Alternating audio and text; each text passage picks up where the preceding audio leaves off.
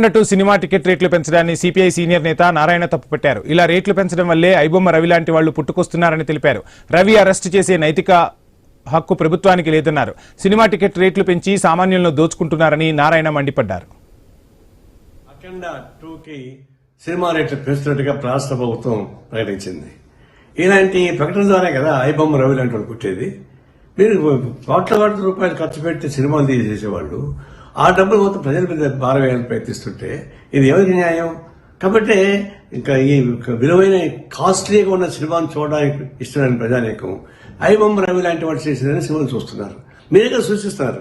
మళ్ళీ అతను అరెస్ట్ చేసే హక్కు మీకు ఎక్కడ వచ్చింది? తక్షణం ఈ సినిమాలు ఆపద ప్రజలు దూరం చేయబాకండి. ప్రజలు సినిమా థియేటర్లకి ప్రజలు దూరం పెంచేస్తున్నారు. మీరు 3 రోజులు మొత్తం డబ్బులు వారుకున్న తర్వాత అది ఎవరు చూస్తారు? అంటే సినిమా థియేటర్లకి ప్రజానీకానికి దూరం చేస్తున్నారు. కళామతలకి ప్రజలకు దూరం చేస్తున్నారు.